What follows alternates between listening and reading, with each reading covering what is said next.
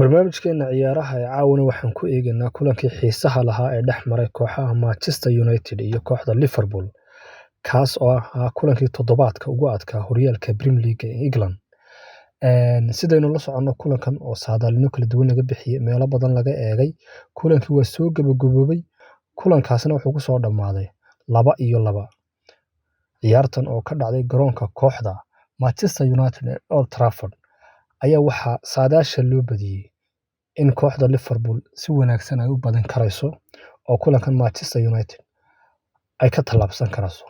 Laakiin kulankii hore ee FA Cup-ka Manchester United waynu ogeyn waxay ka rabtay kooxda Liverpool horyaalkana 2 dhibcood bay ka gooyeen oo dhibcaha la qaybsadeen oo kooxihii dee awalba gambadhka caawa ugu fadhiyay Man City iyo Arsenal ayay labadana u qabteen. Weliba rikoodho iyo khalad uu galay oo loo dhigay kooxda Liverpool oo u galay Wan-Bissaka, ninkan daafaca uga ciyaara kooxda Manchester United, ayaa sababay inay dhibcaha qaybsadaan.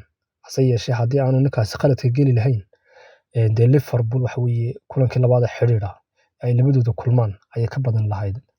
Sidaan ognahay, labada kooxood ee Liverpool iyo Manchester United waa laba tiim oo taariikh weyn ku leh kubadda cagta iyo Premier League. Marka kulankoodaasi kulan xiiso gaar ah laga filayay.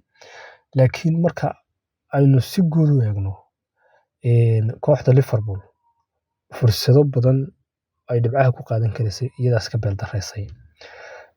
Da'yarkii ugu yaraa ee ka soo qayb galay kulankanna waxa uu ahaa ninka la yiraahdo Kobbie Mainoo. Waa ku yaroo xariif ah oo dhexda kala gooyay. Caawana wuxuu dhaliyay gool aad quruxdiisa yaabto. Marka ninkii Klopp goolkaasi waa ka yaabiyayba. Say u dhacday buu ku leeyahay. Garoonkiiba dhinaca wareegay wuxuu ku leeyahay say u dhacday. Inanka yara kala jeestay goolkan dhaliyay waa sidii. Halkaa taaganteen halkaa eegiseen. Marka ninkii Kloppna goolka waa ka xanaaqay. Gool qurux badan ayuu ka yarina dhaliyay. Marka horyaalkii imika mar labaad waa furan yahay. Ayaama dhawaato waxaa dusha loo saaro leeyahay kooxda Liverpool sanadkan horyaalka iyada leh.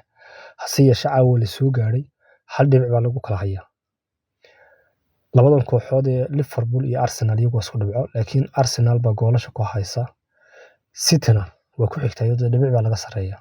Marka horyaalkii sidaas oo caga iskula saaran yahay 8 ciyaarood baa haray. Kulankan ay imika bareejada galeen kooxda Man United wax faa'iido ah uma keenin oo iyadu kaalintoodii 6aad ee kala sarreynta ee horyaalka ayay weli fadhidaa.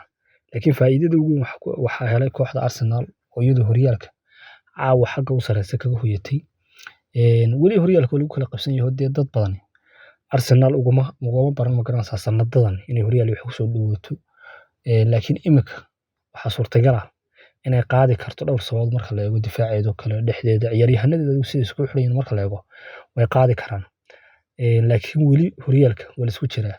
2 ciyaarood iyo 1 ciyaar labadaba kooxahan imika ku hardamaya waa lumin karayaan.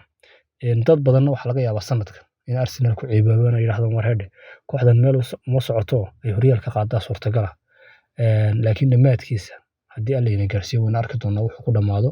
Haddii aynu ku soo gabagabayno sida kubaddu ahayd iyo qaababka loo kala hayay, horta position-ka Liverpool baa xooganeed oo 62% ayay kubadda haysay.